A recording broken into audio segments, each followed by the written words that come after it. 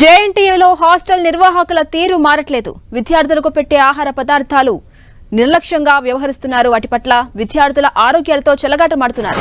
ఆహార పదార్థాల్లో ఏం కలుస్తున్నాయో కూడా పట్టించుకోవట్లేదు.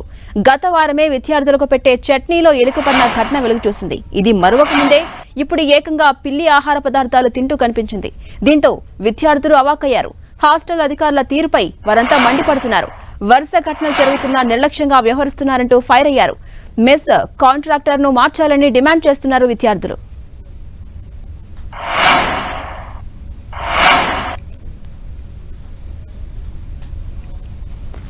జేఎన్టీలో హాస్టల్ నిర్వాహకుల తీరు మాత్రం మారట్లేదు. విద్యార్థులకు పెట్టే ఆహార పదార్థాల పట్ల పూర్తిగా నిర్లక్ష్యంగా వ్యవహరిస్తున్నారు. దానికి సంబంధించి విజువల్స్ ను కూడా మనం 10 టీవీ స్క్రీన్ మీద అబ్జర్వ్ చేయొచ్చు.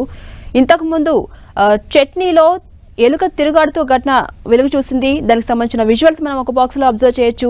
మరోవైపు ఆ బాక్సెస్ అన్ని చుట్టుపక్కల ఆహార పదార్థాలను తింటూ ఎలుక పిల్లి దర్శనమిస్తుంది. దీనికి సంబంధించి విజువల్స్ మనం ఇంకో బాక్స్ లో అబ్జర్వ్ చేయొచ్చు.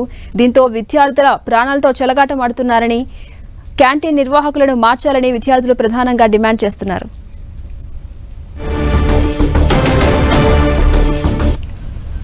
ఇదే అంశంపై మరింత సమాచారం మా ప్రతినిధి అజయ్ అందిస్తారు. అజయ్, ఎలుక ఘటన మరొక ముందే ఇప్పుడు పిల్లి ప్రత్యేకమైన ఘటన అయితే జేఎన్టీయూహెచ్ లో కలకలం రేపుతున్నటువంటి పరిస్థితి అయితే కనబడుతుంది.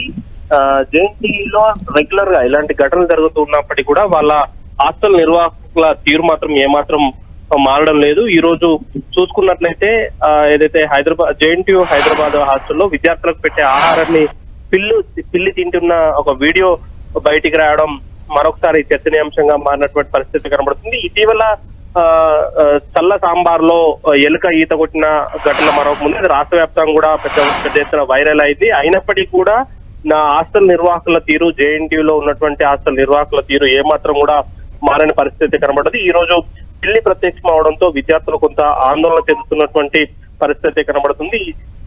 ఈ పిల్లి తిన్న ఆహారం తింటే ఏమన్నా ఇబ్బందులు అవుతాయా, మళ్ళీ ఎప్పుడు ఏం తిన్నాయి మాకు పెడుతున్నారు ఏంటన్నా ఒక భయాందోళన అయితే విద్యార్థులు ఉన్నటువంటి పరిస్థితి కనబడుతుంది. ఈ నిర్వాహకులను మార్చాల్సిన అవసరం అయితే ఉంది. మెస్ కు సంబంధించినటువంటి నిర్వాహకులను మార్చితేనే దీనికి కొంత ఫలితం వచ్చే అవకాశం ఉంటుందంటూ కూడా విద్యార్థులు వాపోతున్నటువంటి పరిస్థితి కనబడుతుంది.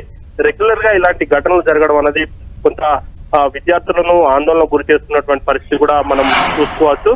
అయితే రెగ్యులర్ గా ఇలా ఇటీవల ఒక బల్లి పడిన ఆహారం తిని గురుకులాలలో హాస్టల్ విద్యార్థులు అస్వస్థ గురైన ఘటనలు కూడా ఉన్నాయి.